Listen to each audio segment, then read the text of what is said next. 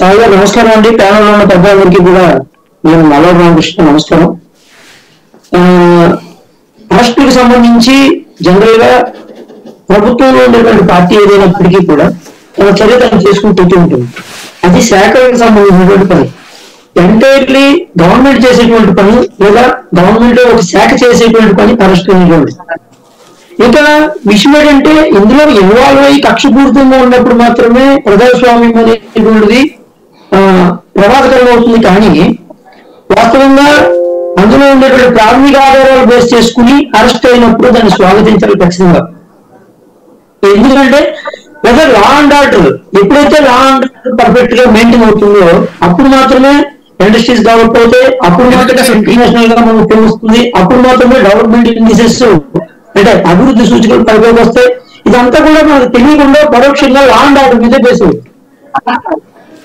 వాళ్ళు తీసుకునేటువంటి ఆధారాలు ఏవైతే ఉన్నాయో ఆ ఆధారాలు బేస్ చేసుకుంటే వెదర్ ఇట్ ఈస్ లా చట్ట ప్రకారం కనుక ఉంటే అది ఖచ్చితంగా దాన్ని ఆమోదించాలి.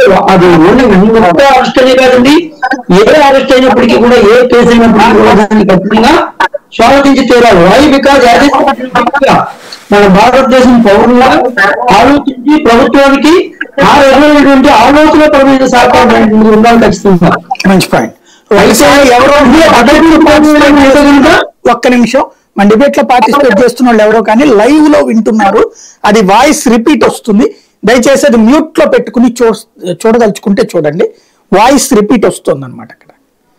రైట్, ఇప్పుడు చెప్పండి.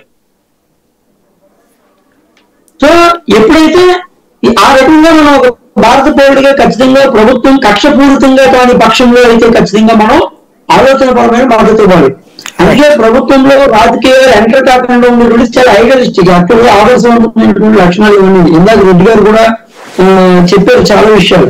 ఇవన్నీ కూడా ఒక మంచి జరిగితే హ్యాపీ, లేకపోతే ఏం చేద్దాం ప్రాక్టికల్ కోణంలో ప్రాక్టికల్ ఆస్పెక్ట్స్ లో కొన్నింటిని భరిస్తూ మెజారిటీ ఆఫ్ ది లేదా maximum percentage of the probability నిష్పాక్షికంగా జరగాలని కోరుకోవాలని చెప్తే మనం ఏమి చేయలేము. రైట్. సీతారాం గారు, కవిత అరెస్ట్ ని ఎలా చూస్తారు? ఇప్పుడు అనుకోకుండా జరిగిన పరిణామం, ముందు మనం అనుకున్న డిబేట్ కి ఈ లోపు ఇది జరిగేటప్పటికి దాని మీద కూడా రెస్పాన్స్ చూద్దామని. సీతారాం గారి మాట వినపడుతుందండి? అందరికీ నమస్కారం అండి. ఇక్కడ వీక్షిస్తున్న ప్రేక్షకులకు, మన ప్యానల్ స్పీకర్కి, సాయి గారికి అందరికి కూడా నమస్కారాలు. యాక్చువల్ గా ఏంటంటే అండి, ఇది సుప్రీంకోర్టు చెప్పిన దాని ప్రకారం చూస్తే కనుక సుప్రీంకోర్టు ఇప్పుడప్పుడే ఏం చర్యలు చేపట్టద్దు అని చెప్పి స్పష్టమైన ఆదేశాలు గతంలో మొన్న జరిగిన ఆర్గ్యుమెంట్ అప్పుడు చూసిందే. ఇంకా వ్యాపారాలు అంటారా, ఎవరు వ్యాపారాలు చేయట్లేదండి, అందరూ వ్యాపారాలు చేసుకుంటారు. ఎవరికి వ్యాపారాలు లేవు ఈ రోజుల్లో? వ్యాపారాలు చేసుకుంటున్నాం, రాజకీయము వ్యాపారము రెండు కూడా కలిసే ఉంటున్నాయి. సో వ్యాపారాలు అన్నప్పుడు వచ్చినప్పటికి ఏమైపోయిందంటే, వ్యాపారం కరెక్టా రాంగ్ అన్నది ఆలోచించాల్సింది ఏంటంటే, ఏవైతే వ్యవస్థలు ఉన్నాయో ఆ వ్యవస్థలు వాటి పనులు వాటి చేయాల్సిందే, తప్పులేదు దాంట్లో. వ్యవస్థలు వాటి మంచి చెడు చూడాల్సిందే. వ్యవస్థలో వ్యాపారాలు సరిగ్గా జరుగుతున్నాయా లేదా అని చెప్పి ఏ సంస్థలు అయితే